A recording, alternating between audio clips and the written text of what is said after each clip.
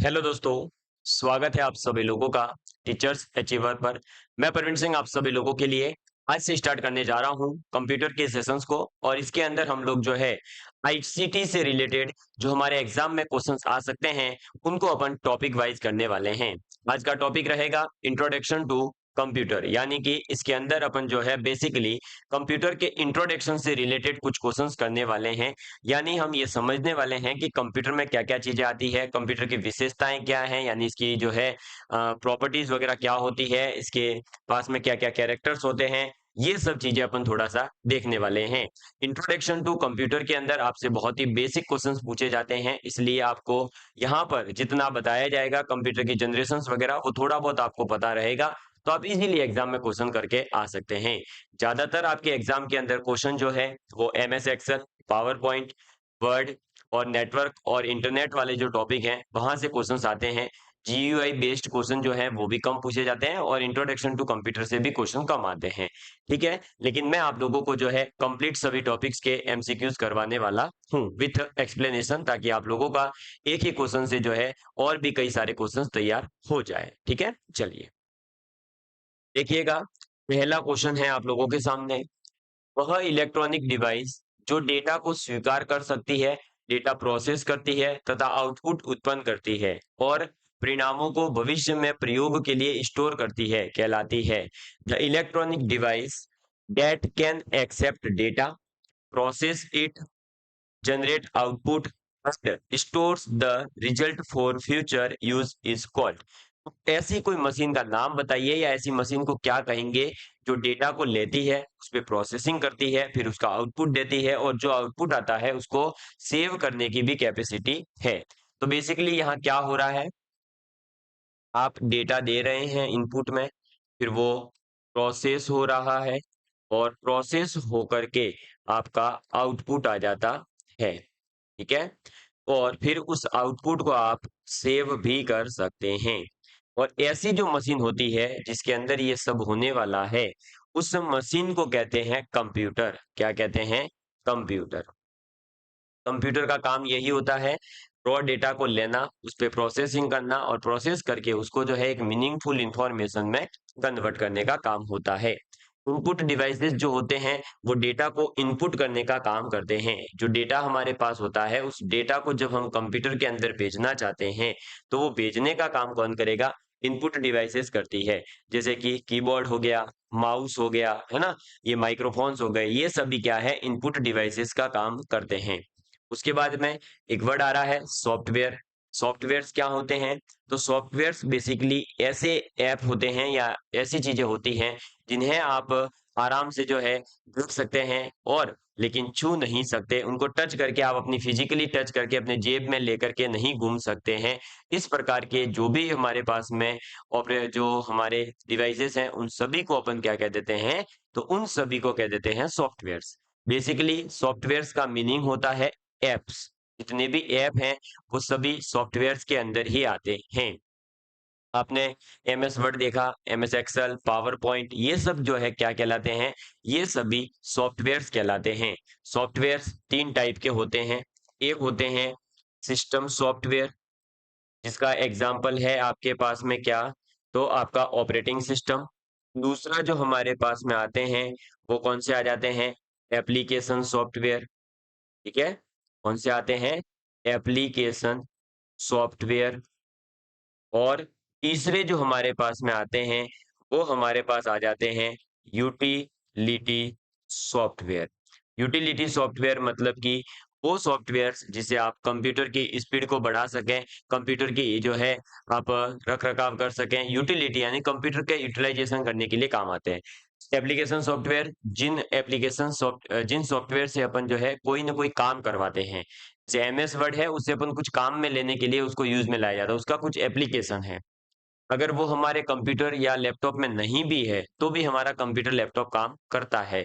ऐसे होते हैं एप्लीकेशन सॉफ्टवेयर। और सिस्टम सॉफ्टवेयर क्या होते हैं? तो ऑपरेटिंग सिस्टम्स जो है वो आपके सिस्टम सॉफ्टवेयर है। सिस्टम सॉफ्टवेयर मतलब लैपटॉप है, कीबोर्ड, आपका कंप्यूटर है, आपका पाम टॉप है, आपका लैपटॉप है, मोबाइल है, इन सभी के अंदर ऐसा एक सॉफ्टवेयर होता है जिससे ये सभी काम करते हैं। ऑपरेट करने का, इन डिवाइसेस को ऑपरेट करने का जो काम करता है वो कहलाते हैं सिस्टम सॉफ्टवेयर्स, ठीक है। फिर आते हैं हार्डवेयर। हार्डवेयर के अंदर आपके वो सभी जो है डिवाइसेस आ जाएगी जिनको आप फिजिकली टच कर सकते हैं। आप चाहें तो जेब में डाल करके भी घूम लेवे, जैसे ये माउस है, मेरी इच्छा कर गई ले लिया हाथ में, मैं जेब में डाल के घूम रहा हूँ, ठीक है। तो ये सब काम जो है इससे किया जा सकता है, किससे? हार्डवेयर से, ठीक है। हार्डवेयर मतलब आप वैसे भी समझ सकते हैं, ये बॉडी जो होगी इनकी वो हार्ड होगी, तो हार्डवेयर। सॉफ्टवेयर तो जो भी सॉफ्ट कॉपियां होती है, जैसे अब हमारे पास में देखो, ये रहा हमारा माइक्रोकॉम का, ये है गूगल क्रोम का, ये है हमारे पास देखो नोट का, ये दिस पीसी का, ये सब क्या है? ये सभी जो है सॉफ्टवेयर्स हैं। कैसे? Application softwares. इनको अगर जो है मैं चाहूं तो बाहर निकाल कर जेब में लेके नहीं घूम सकता। नेक्स्ट क्वेश्चन है, कंप्यूटर के आविष्कारक कौन है? Who is known as the inventor of a computer? तो कंप्यूटर का इन्वेंशन किसने किया था? कंप्यूटर का जो इन्वेंशन किया था या कंप्यूटर के जो आविष्कारक कहलाते हैं वो कहलाते हैं चार्ल्स बेबेज। किसको कहा जाता है? चार्ल्स बेबेज को कहा जाता है। ये जो चार्ल्स बेबेज हैं, यही वो शख्सियत है जिसने दो अलग अलग इंजन बनाए थे। एक बनाया था डिफरेंस इंजन, ठीक है। एक बनाया था डिफरेंस इंजन और एक बनाया था एनालिटिकल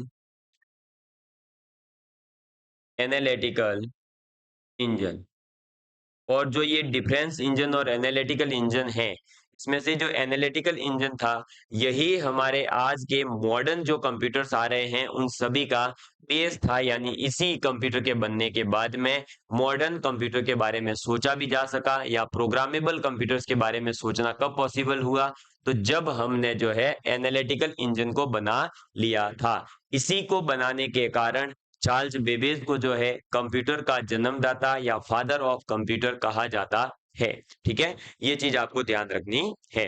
कंप्यूटर का जो स्ट्रक्चर था वो तैयार करने वाले व्यक्ति कौन थे? जॉन वॉन न्यूमैन, जिन्होंने 1946 में किया था, ठीक है। तो कंप्यूटर का आर्किटेक्चर किसको कहा जाता है? Architecture of computer.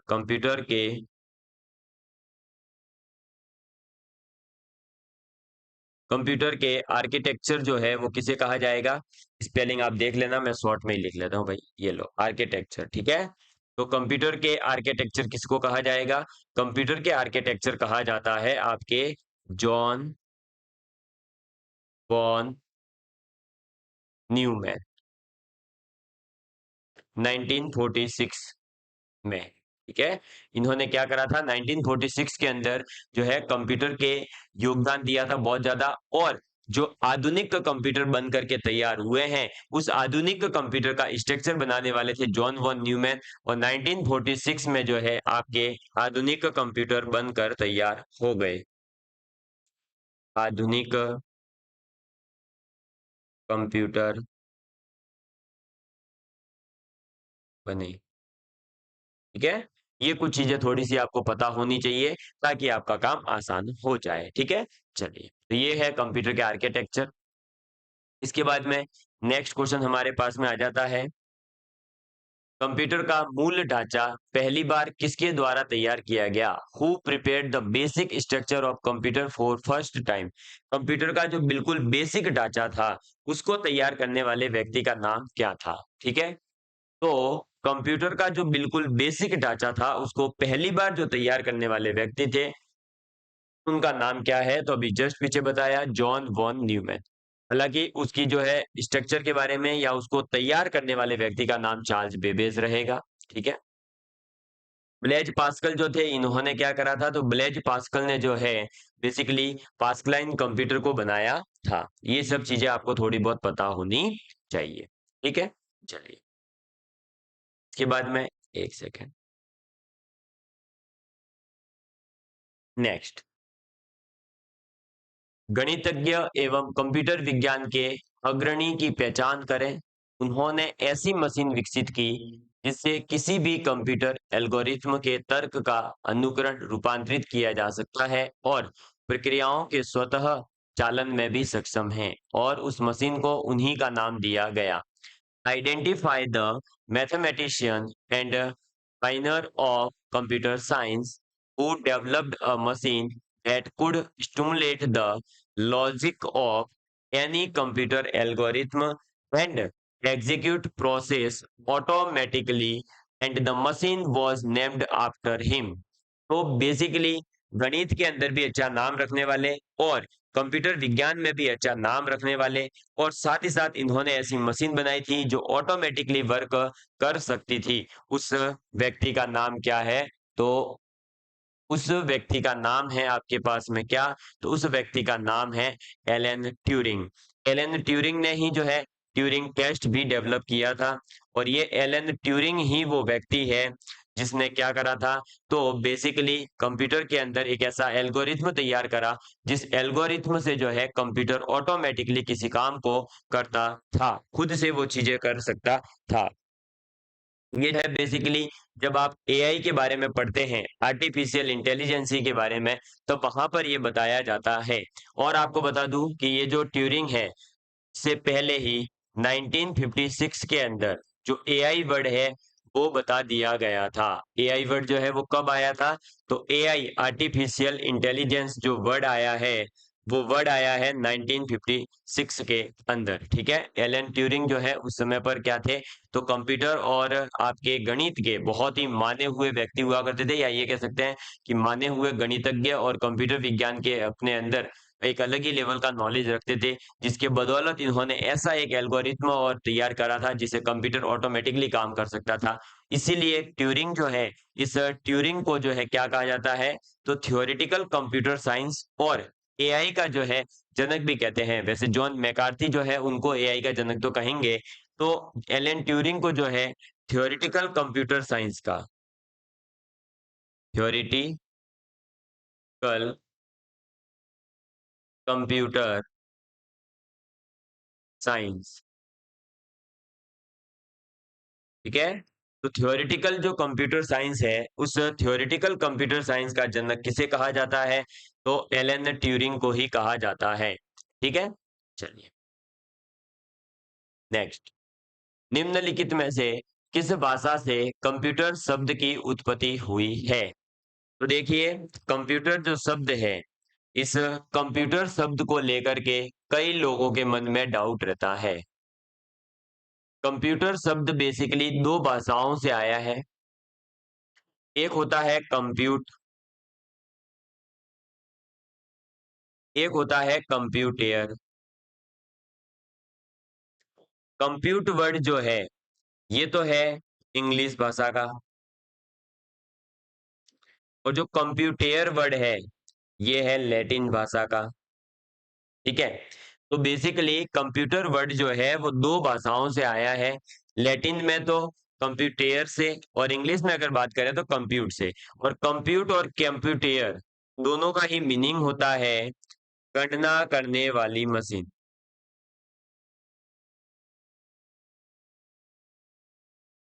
वाली मशीन, यानी कैलकुलेशन करने वाली जो मशीन होती है या कैलकुलेशन करने की जो प्रोसेस होती है उसको कहा जाता है कंप्यूटर। ठीक है, तो इसलिए आपको ध्यान होना चाहिए कि कंप्यूटर वर्ड जो है वो दो अलग अलग भाषाओं से आया है। अगर हम इंग्लिश के अकॉर्डिंग देखें तो कंप्यूट वर्ड से आया है जिसका मतलब होता है गणना करने वाला। कंप्यूटर जो है वो लैटिन भाषा का है। तो एग्जामिनर क्या करता है कि कई बार तो आपको दोनों भाषाएं ऑप्शन में दे करके पूछेगा, तो दोनों ही आपको टिक करके आने हैं कि हाँ ए और बी दोनों ही हैं। लेकिन अगर केवल एक भाषा ऑप्शन में दे रखी है तो जो दे रखी है वही आप टिक करके आएंगे। तो हमारे पास में अगर यहाँ देखें तो हमारे पास देखिए क्या है? फ्रेंच गलत, लैटिन यस सही है, जर्मन गलत, स्पेनिश गलत। ठीक है, तो हमें ये बात पता होनी चाहिए कि कंप्यूटर जो वर्ड है वो इंग्लिश के कंप्यूट और लैटिन के कंप्यूटर वर्ड से जो है आया है। ठीक है, चलिए इसके बाद में कंप्यूटर की विशेषता है द कैरेक्टरिस्टिक्स। ठीक है, the characteristic of a computer is, computer का कौन सा कैरेक्टर है इसमें से? तो देखिए, कंप्यूटर का एक्यूरेसी अच्छी होती है, हाँ। इसका यूज बहुत सारे अलग अलग फील्ड में होता है, यस। वर्सेटिलिटी भी है, और इसकी स्पीड भी फास्ट होती है। यानी चौथा ऑप्शन आंसर हो जाएगा, ऑल ऑफ द अबव। ठीक है। तो ये चीज तो हमें पता होनी ही चाहिए कि कंप्यूटर की क्या क्या विशेषताएं हैं, लेकिन इसके अलावा और भी बहुत सारी विशेषताएं हैं जिनके बारे में हमें पता होना चाहिए। जैसे कि अगर पूछा जाए कंप्यूटर प्रोसेसर की जो स्पीड होती है, ठीक है, क्या पूछ लिया जाए, कंप्यूटर प्रोसेसर की स्पीड को मेजर करने के लिए अपन क्या यूज में लेंगे, तो कंप्यूटर प्रोसेसर की स्पीड हर्ट्ज में मापी जाती है। तो पहला पॉइंट तो ये लिखो,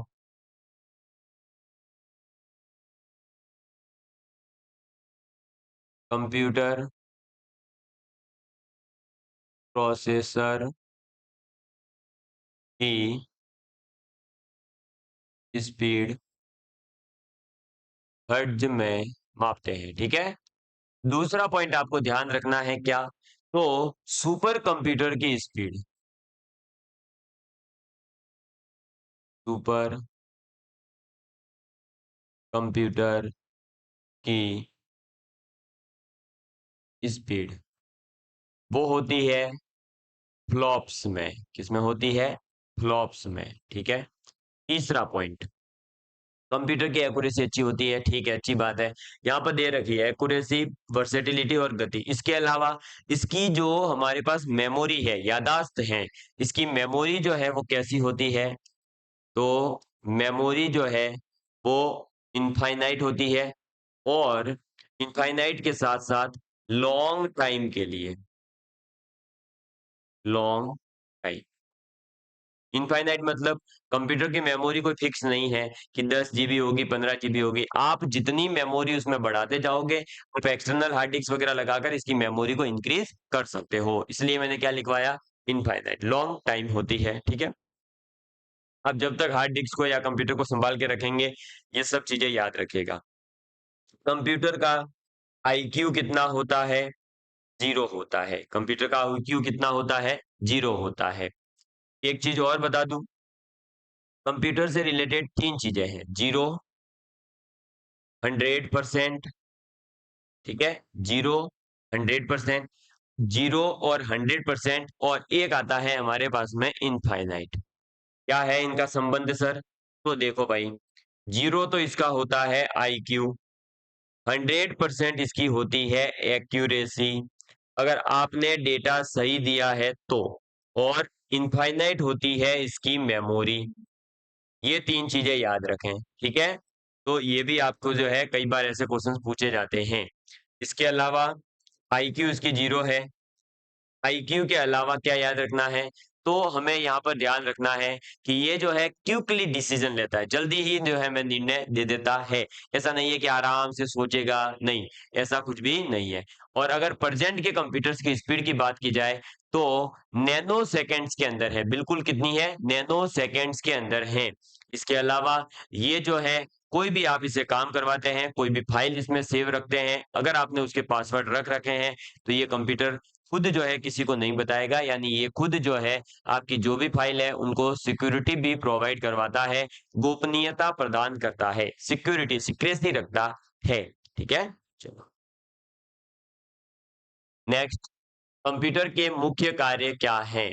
What are the main functions of a computer?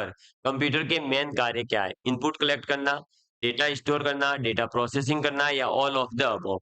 तो आपको पता है कि कंप्यूटर जो है वो क्या करता है, कंप्यूटर जो है बेसिकली, हाँ जी दोस्तों, बिल्कुल आप बढ़िया आंसर दे रहे हैं, बहुत बढ़िया है ना, आपके आंसर्स भी देख रहा हूँ भाई मैं।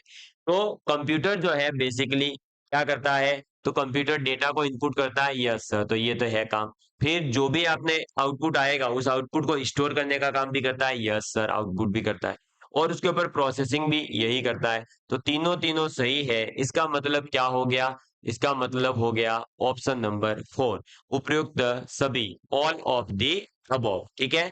तो इसके काम क्या है, देखो, डेटा को संकलन करना यानी इनपुट करना, इनपुट करने के बाद में उसको जो है क्या करना, अपने पास में स्टोर करना, स्टोर करने के बाद प्रोसेसिंग करना, प्रोसेसिंग के बाद में जो चौथा स्टेप आता है वो आ जाता है डेटा आउटपुट। डेटा आउटपुट का मतलब क्या है, ये जो भी आपने काम किया उस डेटा का फिर जो भी आउटपुट आएगा प्रोसेसिंग होने के बाद, वो आउटपुट भी ये बताता है कि लो भाई ये आपका आउटपुट है, ठीक है। ये चारों काम किसके होते हैं, कंप्यूटर के होते हैं। नेक्स्ट, शिक्षा में कंप्यूटर का प्रयोग किस रूप में किया जाता है? In education computers are used as. बताइए, एजुकेशन में कंप्यूटर को कैसे यूज में लिया जाता है? As a research tool, as a teaching learning machine, as a management tool, all of the above. तो बिल्कुल all of the above answer होगा, क्योंकि कंप्यूटर जो है आजकल मैनेजमेंट का काम तो पहले से ही करता आ रहा था, इसलिए इसमें तो कोई डाउट नहीं है। फिर आजकल जो है टीचिंग लर्निंग के लिए भी आप और मैं कर रहे हैं, ये भी एक कंप्यूटर का यूज ही है। अगर मेरे पास में ये इतना बड़ा बोर्ड नहीं होता जो कि एक कंप्यूटर ही है, ठीक है, और अगर कंप्यूटर लैपटॉप वगैरह नहीं होता तो आप कैसे काम करते? तो काम करने के लिए मुझे जो है इसकी जरूरत थी, यानी टीचिंग लर्निंग में भी ये काम आता है। और एज ए रिसर्च टूल भी ये काम आता है। इवन जो है अब तो जो एआई आ गया है ना, आर्टिफिशियल इंटेलिजेंस, वो आर्टिफिशियल इंटेलिजेंस के अंदर अगर आप डिप्सिक यूज करते हैं या प्रोप्लेक्सिटी यूज करते हैं, चैट जीपीटी यूज करते हैं, जेमिनाई यूज करते हैं, तो उसके अंदर तो आप लोगों को डीप रिसर्च का ऑप्शन भी आता है। डीप रिसर्च मतलब वो जितने भी सोर्सेस से जो जो इंफॉर्मेशन आपको दे सकता है वो सब दे सकता है। इसीलिए कहा जा रहा है कि जो पीएचडी की थीसिस तैयार करने में 4-4 5-5 महीने निकल जाते थे, वो 4-5 महीने का काम तो एआई जो है मात्र 1-2 दिन के अंदर, आप अगर उसको प्रॉपर प्रॉम्प्ट वगैरह देते हैं और आप उससे जो है अलग-अलग डेटा कलेक्ट करते जाते हैं, तो वो जो थीसिस आपको 6 महीने लग रहे थे, वो 2 दिन के अंदर-अंदर एआई जो है आपको तैयार करके दे देगा, है ना? और आप सभी लोग देख भी रहे होंगे कि हाँ सर, ऐसा हो भी रहा है, ठीक है? इसके अलावा एआई जो है लगातार अपने यूजेस बढ़ाते जा रहा है। आप लोग अगर देख रहे होंगे तो बीच में जो है गिबली आया था। गिबली के बाद में अब जो है, अभी जो ट्रेंडिंग में चल रहा है, वो चल रहा है आपका 3D मॉडल वाला, है ना? कई लोगों ने देखा भी होगा, कई लोगों ने बनाया भी होगा। अगर 3D मॉड्यूल आप देखना चाहते हैं, 3D मॉडल कैसा बन रहा है एआई से, तो अभी जो है ये ट्रेंडिंग में चल रहा है। देखो आपको दिखा देता हूं मैं, है ना? ये देखिएगा। हाँ, एक सेकंड। ये देखिए, यहाँ से नहीं जाएगा। ओके, तो फिर गड़बड़ है भाई, बंद करो। अभी ये शो नहीं कर रहा है, अदरवाइज मैं आपको दिखाता। बढ़िया तरीके से जो है मेरा खुद का फोटो लेता है, कांच के ऊपर मेरे को खड़ा कर देता है, पीछे मेरे कंप्यूटर भी आ जाता है। और ये सब क्यों हो रहा है? ये सब एआई की हेल्प से हो रहा है। तो ऐसे जो है एआई का यूज तो आजकल हर जगह ही हो रहा है। तो कंप्यूटर का यूज जो है ये सभी में होगा। इसके अलावा कंप्यूटर क्या काम आता है? तो डेटा प्रोसेसिंग करने में काम आ रहा है, ठीक है? डेटा प्रोसेसिंग, यानी जो डेटा एनालिसिस वगैरह किया जा रहा है, डेटा साइंस है, डेटा इंजीनियरिंग है, उसके अंदर भी कंप्यूटर का ही यूज है। और क्या है? एक्सचेंज ऑफ इनपुट आउटपुट, या फिर ये कह सकते हैं एक्सचेंज ऑफ इंफॉर्मेशन भी करता है ये। एक्सचेंज ऑफ इंफॉर्मेशन, इंफॉर्मेशन जो भी है उसको आदान प्रदान करने का काम करता है। अगर आपको जो है इंफॉर्मेशन, मैं आपको कोई इंफॉर्मेशन भेज रहा हूँ, फिर आप जो है मुझे कोई भेज रहे हैं, जैसे व्हाट्सएप पर मैसेजेस वगैरह आते हैं, एक दूसरे को ट्रांसफर होते हैं ना, वो सब क्या है? इंफॉर्मेशन ही तो है। हम किसी मोबाइल के थ्रू ही तो किसी को बताते हैं कि भाई यहाँ पर कोई एक्सीडेंट हो गया है, या नेपाल में अभी जो है देखो बहुत बड़ा जो है सरकार का तख्ता पलट चल रहा है। वो सब क्यों, कैसे पता चलता है? उसी से पता चलता है। वहां के जो प्रधानमंत्री थे, अब तो जो है उन्होंने इस्तीफा दे दिया है, केपी ओली, उन्होंने जो है वहां पे बताया भी था भाई उन्होंने क्यों बैन किए थे उनको। वो इसीलिए बैन करना चाह रहे थे कि जो ये धीरे धीरे वहां पर जो है ये मुद्दा उठ रहा था कि भाई ये जो है बैन नहीं किए जाए भ्रष्टाचार के खिलाफ वगैरह। तो वहां पर जो है इनको बैन करने का कारण क्या था? बैन करने का कारण ही ये था कि अगर इनको बैन नहीं किया गया तो इन्फॉर्मेशन जो है लगातार एक दूसरे लोगों तक पहुंचती जाएगी, और लोग क्या कर जाएंगे, तो सबको पता चल जाएगा, और सबको पता चलेगा तो जो है उग्र एक क्रांति का रूप ले सकती है। और लेकिन वो तो बैन करने के बाद में भी ले ली, और ज्यादा उल्टा अब तो बढ़ गया आगे, है ना? तो ये सब चीजें कैसे होती है? ये इंफॉर्मेशन के एक्सचेंज से ही होती है। शिक्षा के क्षेत्र में तो अपन इसका यूज कर ही रहे हैं, एजुकेशन फील्ड में, ठीक है? और आजकल तो एजुकेशन भी कंप्यूटर से ही प्राप्त हो रही है, कंप्यूटर का तो बहुत ज्यादा उपयोग है। साइंटिफिक रिसर्च में हम इसका यूज कर सकते हैं, और इसका यूज होता है रेलवे एंड एरोप्लेन जो होते हैं, क्या? रेलवे और जो वायुयान है, ठीक है, एरोप्लेन। तो रेलवे और एरोप्लेन के लिए जो अगर आपको अपना रिजर्वेशन करवाना है, टिकट बुक करवानी है, तो वो भी किससे होता है? इसी से होता है। इसके अलावा और क्या यूज है सर? इसका यूज होता है बैंक के अंदर। एक्सेल तो सबसे ज्यादा काम में आता है बैंक में, मैंने आपको क्लासेस के अंदर बताया भी है कैसे जो है लोन के रिलेटेड पेमेंट वगैरह सब काउंट किया जा सकता है। डिफेंस के क्षेत्र में, रक्षा के क्षेत्र में इसका यूज हो रहा है। सातवां, मेडिकल फील्ड में, चिकित्सा क्षेत्र में, ठीक है, मेडिकल फील्ड में इसका बहुत ज्यादा यूज हो रहा है। अभी आपने थोड़े दिन पहले पढ़ा भी होगा कि भारत के एक राज्य गुजरात के अंदर अहमदाबाद में एक हॉस्पिटल के अंदर डॉक्टर जो है 15 फीट की डिस्टेंस पर बैठ करके मरीज का आराम से कंप्यूटर की हेल्प से और एआई की हेल्प से इलाज कर पाए थे। तो वहां सब जगह पर क्या यूज हो रहा है, कंप्यूटर ही हो रहा है। कोविड से रिलेटेड जो हमारे दवाइयां वगैरह बनाने के लिए रिसर्च हो रही है, या उसका जो कोविड का पूरा डेटा है, कई कैसे कैसे ये लोगों को परेशान कर रहा था, कैसे ये लोगों के शरीर में घुस रहा था, वो पूरा डेटा ही दवाई बनाने में भी काम आता है। तो वहां भी मेडिकल में ये काम में लिया गया। इसके अलावा और कहाँ यूज में आता है, कम्युनिकेशन के लिए, संचार के लिए। इसके अलावा स्पेस टेक्नोलॉजी में, स्पेस टेक्नोलॉजी, स्पेस टेक्नोलॉजी तो आप लोगों को पता ही होगा, है ना। अंतरिक्ष जो प्रौद्योगिकी है उसके बारे में देखें तो अपन, जो अभी हमारे जो है सुधांशु शुक्ला जो है, आपको पता होगा, अंतरिक्ष में गए थे, फिर वो वहां से फोटो वगैरह भेजते थे, है ना, और वहां से वापस आए। कम्युनिकेशन किससे करते थे, सब कुछ कंप्यूटर के थ्रू ही हो रहा था। वो गए भी एक जो है अंदर कंप्यूटर वगैरह लेकर के गए थे, और वो जो सैटेलाइट वगैरह उसकी लोकेशन वगैरह ट्रेस करने में भी हम कंप्यूटर का ही यूज करते हैं। ठीक है, हमें ये लगता है कि हमारे पास में कंप्यूटर, उसमें एमएस वर्ड काम करता है, इसका मतलब वही नहीं, नहीं, इनके सब जगह काम आते हैं। इनका यूज आजकल प्रकाशन के अंदर भी होता है, पब्लिकेशन के अंदर, कि बुक पब्लिश की जाती है, उसका कवर वगैरह सब यहीं से तैयार होते हैं। उसके बाद में और नेक्स्ट अपने पास में क्या आता है, तो डिजिटल लाइब्रेरीज आजकल बनती जा रही है ना। डिजिटल लाइब्रेरी, डिजिटल लाइब्रेरी जो बन रही है वो क्या होती है, तो ऑनलाइन आप एक लॉगिन करिए, आपके सामने हजारों किताब आपकी जो है पीडीएफ फॉर्मेट में अवेलेबल है, आप उनको पढ़िए और उनको यूज कर सकते हैं। इसके बाद में आप इसका मनोरंजन, एंटरटेनमेंट के लिए यूज कर सकते हैं। ठीक है, एंटरटेनमेंट के अंदर इसका यूज किया जा सकता है। और भी बहुत सारे यूज हैं कंप्यूटर के, कोई एक दो यूज नहीं है कि मैं आपको यहाँ पर लिखवा दूंगा, है ना। ये तो केवल इंपॉर्टेंट इंपॉर्टेंट आपको बता दिए हैं। नेक्स्ट, कंप्यूटर का ज्ञान उपयोगी है, knowledge of computer is useful for, बताइए कंप्यूटर का नॉलेज किसके लिए यूजफुल है। For workers, for travellers, for teachers और फॉर ऑल द अबव, बिल्कुल सभी के लिए। क्यों, आजकल जो है कंप्यूटर को एक यूज तो हो नहीं रहा, सभी के लिए ये काम का है। जो श्रमिक है, जो वर्कर है, उस वर्कर के लिए भी कंप्यूटर काम का है। कैसे सर, आज आपको पता होगा कोई बिल्डिंग वगैरह बनाई जा रही है, तो उसके जो है नक्शा वगैरह जो तैयार किया जाता है, वो सब भी हम किसकी हेल्प से तैयार करते हैं, कंप्यूटर की हेल्प से ही तैयार कर रहे हैं। वहां पर जो है आजकल काम करने के लिए भी अलग अलग मशीन आती है, वो सब मशीनें भी कंप्यूटर बेस्ड होती है, तो वर्कर को भी कंप्यूटर का नॉलेज होना चाहिए।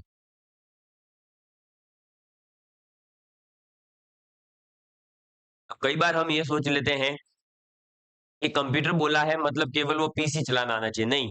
अगर आपको मोबाइल चलाना आ रहा है तो वो भी एक कंप्यूटर का छोटा रूप है, और वो आपको आना चाहिए। अगर आपको कंप्यूटर चलाना नहीं आता है और आप कहीं पर ट्रैवल के लिए निकल गए, तो मान लीजिए आप ट्रैवल के लिए निकल तो गए हैं दोस्तों, लेकिन जैसे ही आप ट्रैवल के लिए निकलेंगे, तो फिर क्या होगा, आपको मान लो कि पता लगाना है कि बॉम्बे से सूरत का रास्ता कौन सा है, तो आप जीपीएस यूज करेंगे। अब अगर आपको जीपीएस यूज करना नहीं आता, आप नहीं पहुंच सकते। तो ये सभी के लिए इंपॉर्टेंट है, टीचर के लिए तो आज कंप्यूटर सबसे ज्यादा इंपॉर्टेंट है ना। ये देख लो, सब हो ही रहा है कंप्यूटर की हेल्प से काम, वरना तो आपको मैं पढ़ा ही नहीं पाता, है ना। और बड़ी अच्छी बात ये है कि आप लोगों को ये नहीं पता है कि मैं कहाँ से क्लास ले रहा हूँ, और मुझे ये नहीं पता है कि आप सभी लोग कहाँ कहाँ रहते हैं, क्या क्या करते हैं, किसकी पढ़ाई करते हैं। मुझे बस इतना पता है कि आप सभी लोग चंडीगढ़ का ये एग्जाम देने वाले हैं, इसके अलावा मुझे कुछ पता ही नहीं है। या हो सकता है कि ये जो है कंप्यूटर की क्लासेस आप किसी और अदर एग्जाम के लिए भी देख रहे होंगे, क्योंकि कंप्यूटर का सिलेबस लगभग सेम रहता है, क्वेश्चन का पैटर्न भी सेम रहता है। इसके बाद में, विश्व के प्रथम सुपर कंप्यूटर का निर्माण किसने किया, who built the world's first super computer, पूरे वर्ल्ड का सबसे पहला जो सुपर कंप्यूटर बनाया था वो किसने बनाया, तो वो बनाया था आपके सीआरसी ने। किसने बनाया, सीआरसी ने। देखिए, सीआरसी की अगर मैं बात करूं तो ये क्या है, और इस सुपर कंप्यूटर की पूरी कहानी समझ लेते हैं। सबसे पहले बात आती है 1964 की, कब की बात आती है, 1964 की।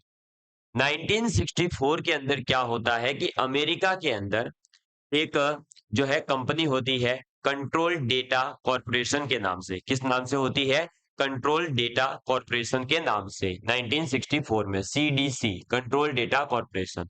यहां पर एक व्यक्ति काम करते हैं जिनका नाम होता है तैमूर करे। क्या नाम होता है? सैमूर करे नाम होता है।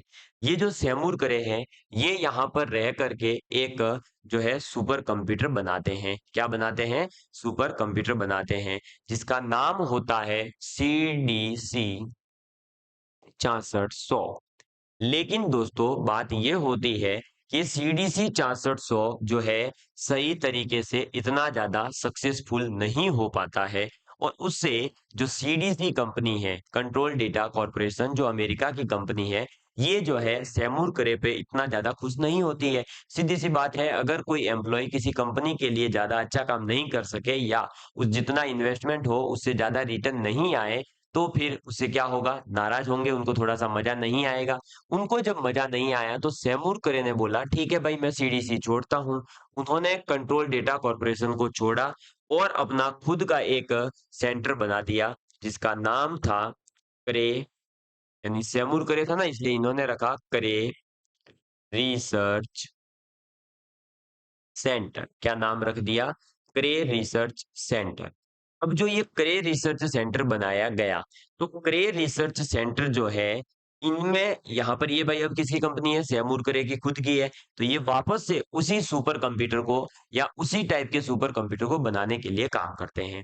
और ये जब सुपर कंप्यूटर के लिए काम करते हैं, तो दोस्तों देखते ही देखते, देखो बंदे ने कम मेहनत तो करी नहीं होगी, बहुत ज्यादा मेहनत करी है, बड़ा दिमाग लगाया था, लेकिन सुपर कंप्यूटर फेमस नहीं हो पाया सीडीसी 6400। उसमें उसकी कोई गलती नहीं है, क्योंकि हमारे हाथ में क्या है? कर्म की या फल की चिंता मत कर, श्री कृष्ण ने भी कहा है भगवत गीता में। तो सीधी सी बात है, इन्होंने मेहनत करी लेकिन फल नहीं मिला। लेकिन वो मेहनत कभी भी जो है आपके दोस्तों कभी भी फेल नहीं जाती, वो मेहनत काम आती है। और वो मेहनत इनके काम आई 1976 में, जब इन्होंने अपने खुद के सेंटर पर बनाया क्या? एक सुपर कंप्यूटर, क्रे फर्स्ट। क्या बनाया? क्रे फर्स्ट।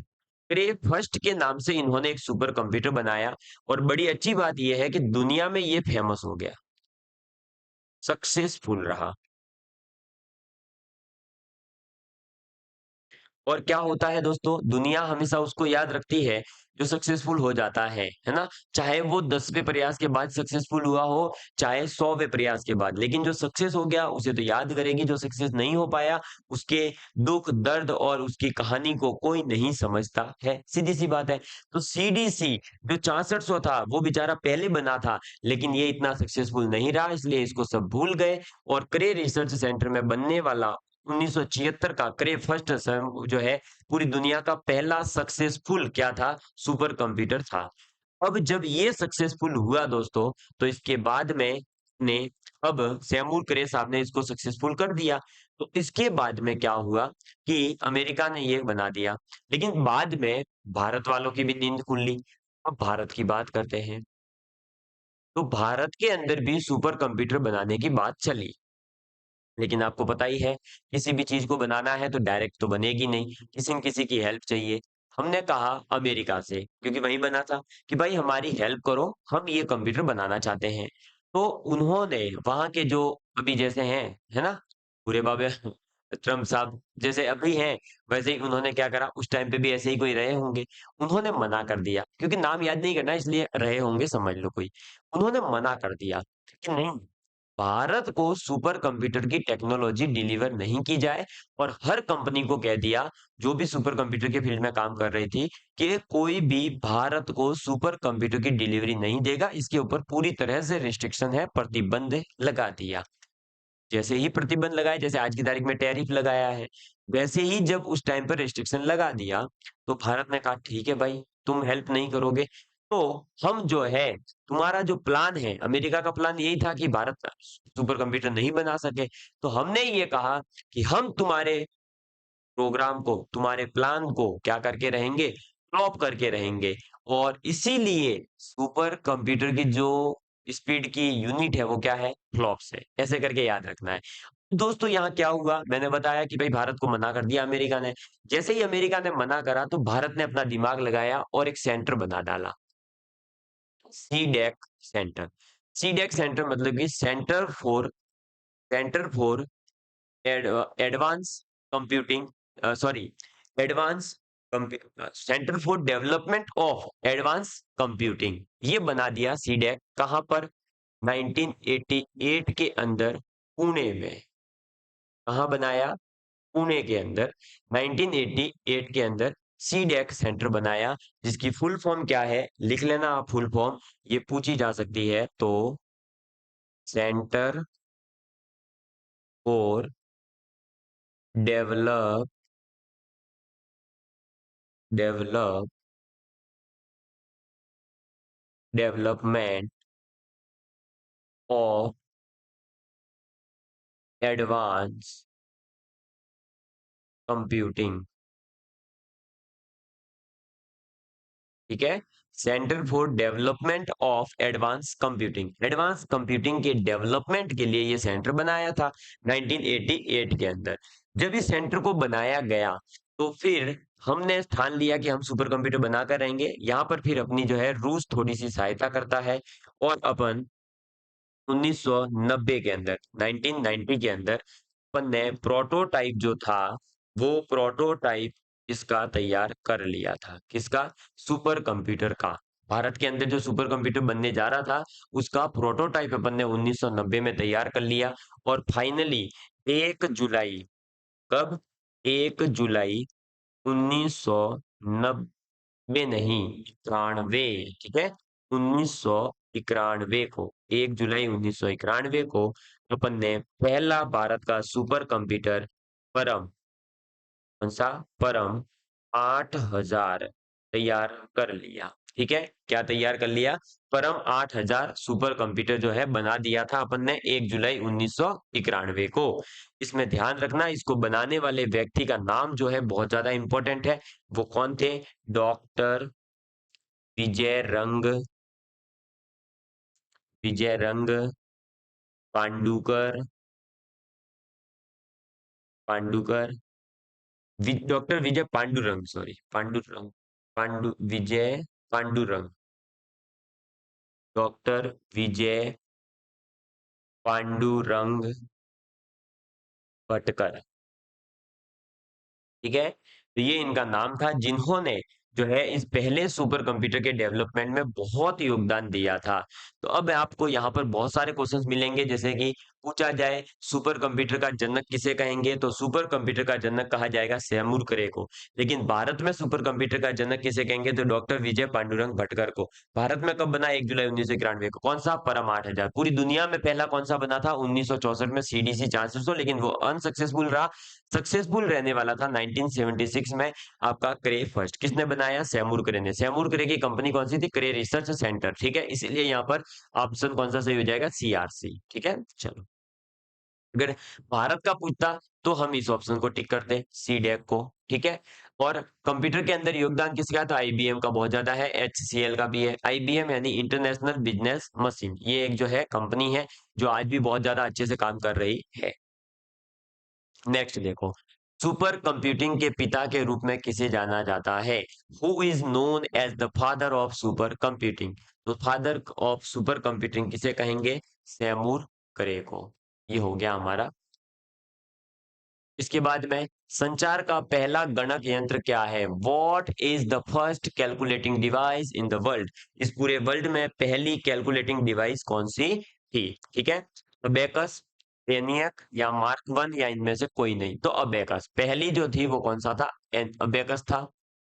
अबेकस के बाद में एनियक और मार्क वन वगैरह ये आए थे। ठीक है, ये चीज हमें पता होनी चाहिए। एनियक जो है वो तो हमारा क्या है, तो एनियक बेसिकली जो है हमारे कंप्यूटर है। अभी इनकी फुल फॉर्म वगैरह मैं बताऊंगा, जैसे कि electronic numerical integrated and calculator. ठीक है, चलिए,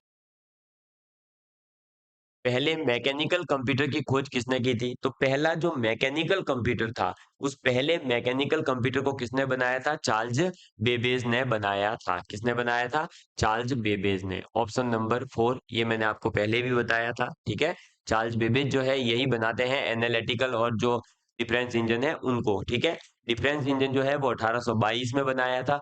एनालिटिकल इंजन जो है वो 1842 में बनाया था इन्होंने। फिर देखिए, इलेक्ट्रॉनिक कंप्यूटर का आविष्कारक किसने किया था?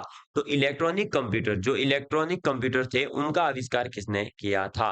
तो इलेक्ट्रॉनिक कंप्यूटर्स का जो है आविष्कार किया था ट्यूरिंग ने। किसने? एलन एम ट्यूरिंग जो है इन्होंने करा था इलेक्ट्रॉनिक कंप्यूटर का आविष्कार। ये ध्यान रखिएगा। जबकि अगर हम बात करें मार्कोनी की, तो मार्कोनी ने जो है रेडियो का आविष्कार करा है। किसका? रेडियो का। रेडियो, ये हमारे दिमाग में रहना चाहिए। इसके अलावा जो अलेक्जेंडर ग्राम बेल है, इन्होंने क्या करा था? टेलीफोन का। ठीक है, इन्होंने क्या करा था? टेलीफोन का। ये भी हमारे दिमाग में रहना चाहिए। और जो एमिली, जो बर्लिनर है, कौन? एमिली बर्निलर, इन्होंने क्या करा था? माइक्रोफोन का आविष्कार करा था।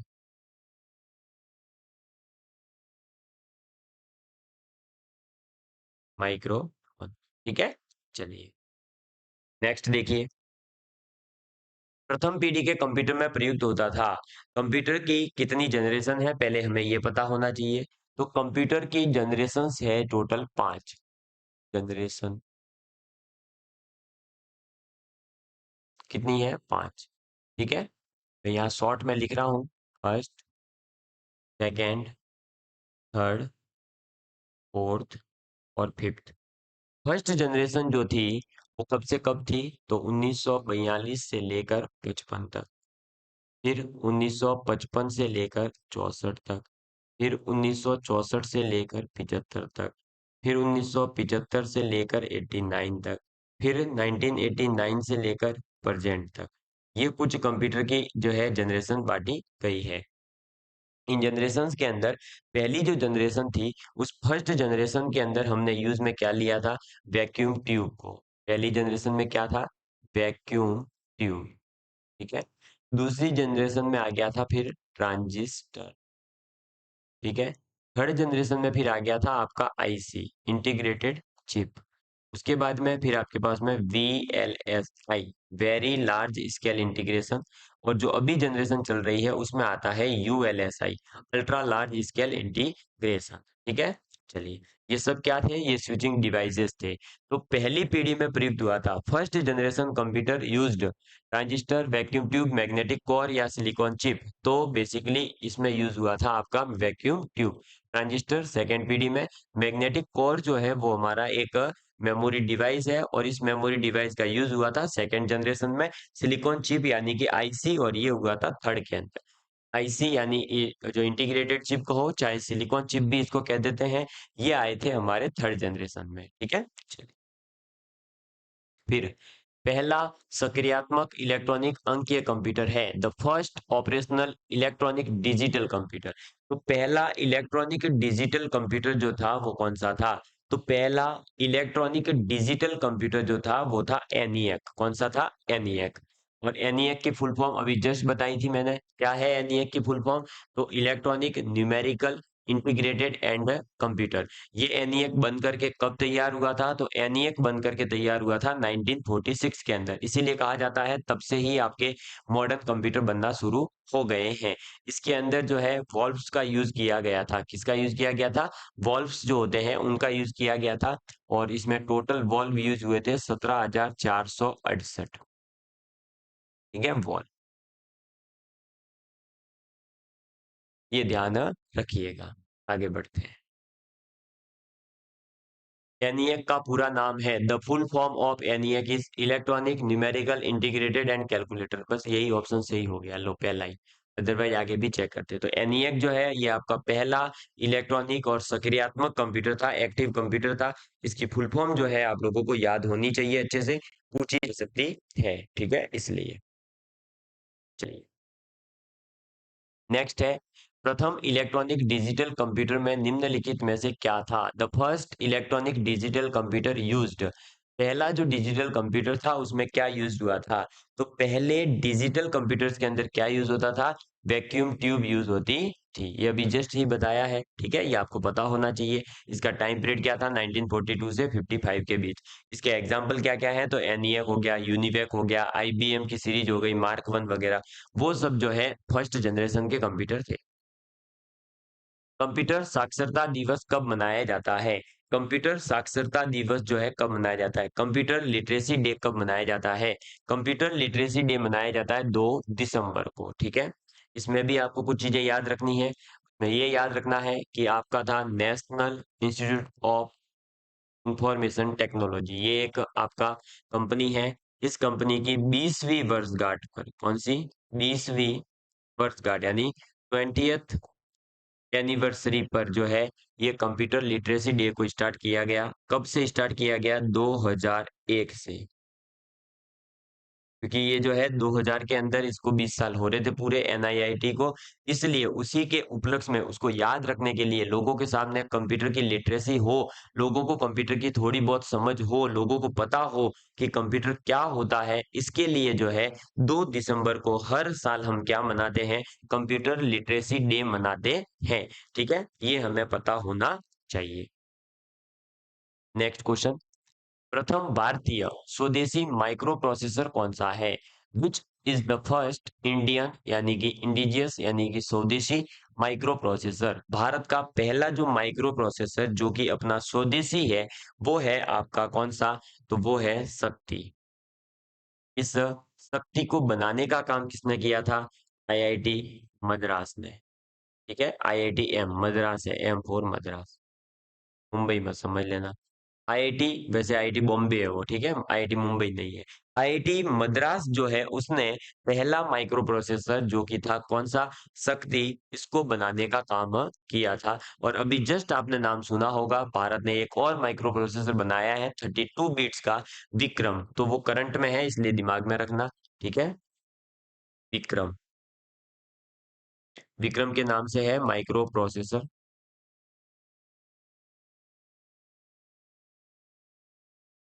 ठीक है, और वो है 32 बिट्स का। और एक और बनाया है कल्पना के नाम से।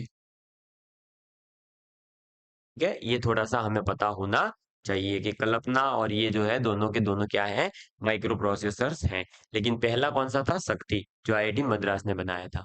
वाणिज्यिक प्रयोग के लिए उपलब्ध कराया गया पहला कंप्यूटर था। The first computer made available for commercial use was. Commercial use के लिए जो पहला कंप्यूटर अपन ने यूज किया था वो था यूनिवैक। कौन सा था? यूनिवैक, ये हमें पता होना चाहिए। ठीक है, चलिए, ये यूनिवैक जो है पहला बेसिकली कंप्यूटर है जिसको अपन ने किसके लिए यूज लिया? तो किसी भी कॉमर्शियल यूज के लिए, यानी लोगों को बेच सकते थे उसके लिए। और इसका यूज जो है अमेरिका के अंदर जो जनगणना की गई थी, सेंसस की गई थी, तब 1951 के अंदर जो है ये यूज में आया था। ठीक है, इस कंप्यूटर को बाद में जो जनरल पावर कॉर्पोरेशन थी उसके द्वारा इसको डेवलप किया गया था। ये चीज हमें पता होनी चाहिए। फिर द्वितीय पीढ़ी के कंप्यूटर विकसित किए गए थे। तो अभी जस्ट मैंने बताया फर्स्ट पीढ़ी है 1942 से लेकर 55। तो या तो अब आपके पास 1955 होगा या 1956 होगा। वहां से लेकर 64 65 तक जो है ये सेकंड पीढ़ी थी। तो 49 से 55 गलत हो गया। 55 से 65, हाँ ये लगभग है। 65 से 70 गलत हो गया, ये थर्ड जनरेशन थी। 70 से 90 इसमें आ गई fourth generation, option number second. अब कोई ये मत सोच लेना सर आपने तो लिखवाया 1955 से लेकर 1964। अरे भाई इसमें एक दो वर्ष है ना ऊपर नीचे हो सकते हैं, आपको याद रह जाए इसलिए मैंने 1942 से सीक्वेंस को फॉलो करते हुए 1989 तक रखा है। ठीक है, मैंने जो आपको लिखवाया वो यही लिखवाया है। 42 से 55, फिर 55 से 64, फिर 64 से 75, 75 से 85 और 89 से जो है उनके मतलब परसेंट तक। तो ये ऐसे है क्योंकि देखो 55 55 याद आ जाएगा, 64 75 89 ऐसे, तो ये सीक्वेंस याद हो जाए इसके लिए आपको ये लिखवाया है। ऐसा नहीं है कि एग्जैक्ट यही होगा। एक दो वर्ष जो है एग्जामिनर जरूर ऊपर नीचे करता है ताकि स्टूडेंट को कंफ्यूजन हो और वो गलत करके आ जाए। तो आपको ऐसा टेंशन नहीं लेना है कि नहीं यही एग्जैक्ट कहीं मिलेगा तो ही टिक करूंगा, नहीं, एक दो वर्ष ऊपर नीचे मिल सकता है। फिर देखिए द्वितीय पीढ़ी के कंप्यूटर में प्रयोग हुआ। Second generation computers used, second generation के जो कंप्यूटर्स थे उनके अंदर ट्रांजिस्टर का यूज हुआ था। Vacuum tube first generation, IC third generation. ठीक है, ये बात आपको पता होनी चाहिए। तो सेकेंड जनरेशन के लिए क्या यूज किया था हमने? तो सेकेंड जनरेशन के लिए हमने यूज किया था हमारे ट्रांजिस्टर्स को।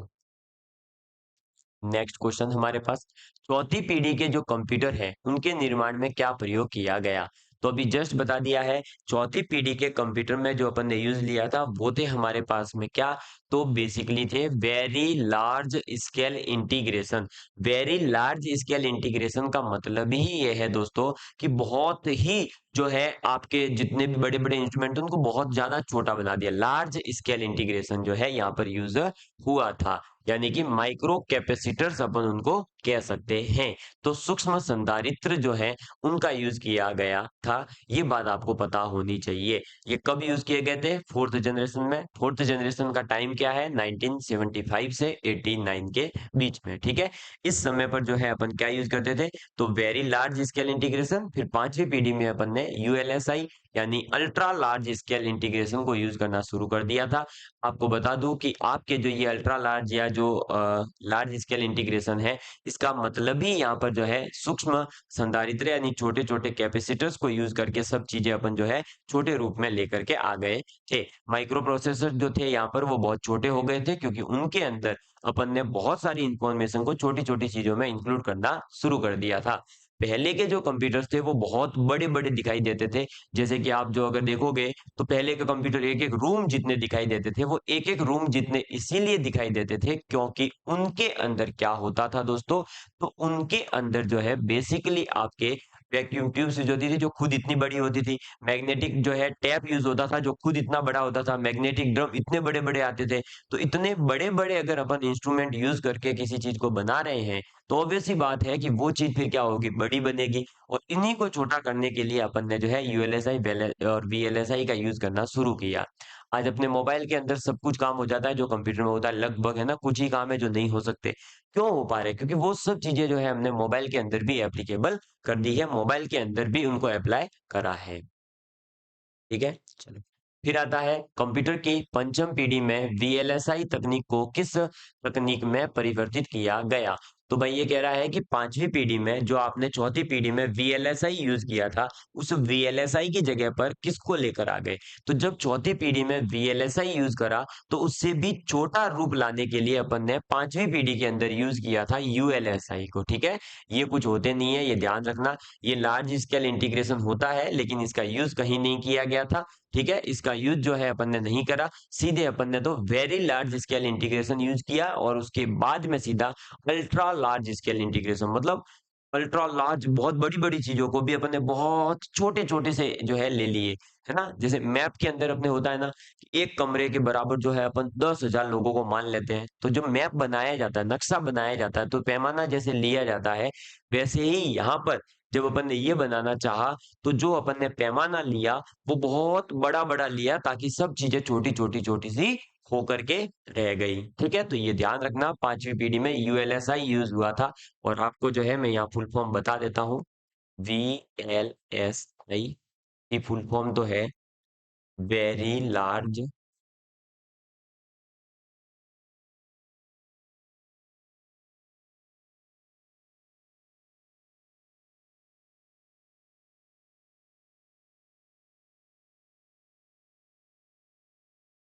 ठीक है?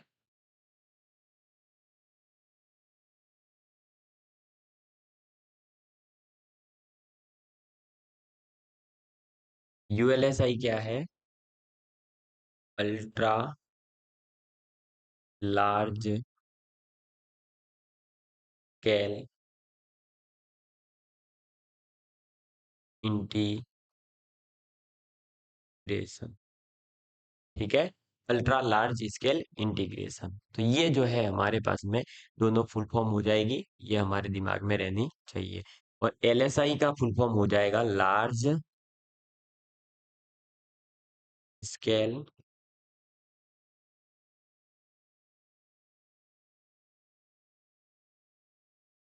इंटीग्रेशन। ठीक है? ये केएलएसआई, सीएलएसआई जो है अपने पास में कुछ है नहीं। अब अगर आपसे पूछ लिया जाए कि प्रेज़ेंट टाइम पर आज के ज़माने में आप कौन-सा जो है आप यूज़ कर रहे हैं कंप्यूटर के अंदर स्विचिंग डिवाइस, तो अभी प्रेज़ेंट के अंदर जो कंप्यूटर में यूज़ हो रहे हैं, वो हो रहे हैं ये, ठीक है? तो वर्तमान में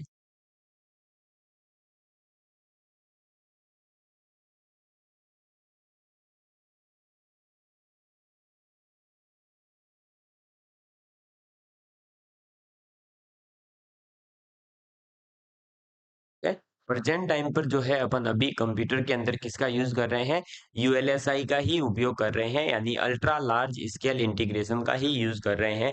और कई बार ऐसा होता है कि हमारे पास में जो है ये ऐसा एस आई की जगह पर क्या कर लेते हैं, इनके पीछे सी भी लगा देते हैं, क्या कर देते हैं, तो इनको जो है कई बार हम ये भी नाम पढ़ सकते हैं कहीं पर वी, एक VLSIC, और इधर पढ़ सकते हो आप ULSIC। तो इसका भी मतलब यही है, very large scale integration chip. वो बेसिकली है तो ये चिप ही एक तरह से है ना, इसलिए इनको चिप वर्ड भी पीछे ऐड कर दिया जाता है। तो अगर आप कहीं पर पढ़ें कि यूएलएसआई नहीं है, यूएलएसआई सी है, तो भी आप वो टिक करके आओगे तो कोई गलत नहीं है। एग्जामिनर दोनों ही चीजें कभी भी ऑप्शन में दे सकता है, यूएलएसआई भी देगा तो अल्ट्रा लार्ज स्केल इंटीग्रेशन, वो भी एक चिप को ही रिप्रेजेंट करता है। और अगर ऐसा दे दे कि यूएलएसएसआईसी, तो आप समझ जाना ultra large scale integration chip कह रहा है, तो वो सी का मतलब यहाँ पर चिप ही होता है। ये चीज हमारे दिमाग में रहनी चाहिए, इसको लेकर के कंफ्यूजन नहीं होना है, या इसको लेकर डर के कहीं क्वेश्चन गलत करके मत आ जाना, बस है ना। इस चीज का ध्यान रखना दोस्तों। तो मुझे उम्मीद है कि आप लोगों को जो है आज के ये बढ़िया से क्वेश्चन समझ में आ गए होंगे, और इंट्रोडक्शन टू कंप्यूटर का एक ओवरव्यू मिल चुका होगा कि हमें कंप्यूटर के इंट्रोडक्शन से किस-किस प्रकार की क्या-क्या चीजें पूछी जा सकती है। अगर आप लोगों को ये वीडियो अच्छा लगा है तो प्लीज अपने दोस्तों के साथ में शेयर करिएगा, लाइक करिएगा, और इसके अंदर जो है आप अपने दोस्तों को शेयर करते हुए ये भी बताइएगा कि भाई आप जो है जल्दी से टीचर्स अचीवर के साथ में जुड़े, और आगे के टॉपिक्स के लिए भी आप जो है कमेंट कर सकते हैं। ठीक है? चलिए, तो एक बार इस वीडियो को अच्छे से देख लीजिएगा पूरा, और इसके नोट्स भी ज़रूर बनाइएगा।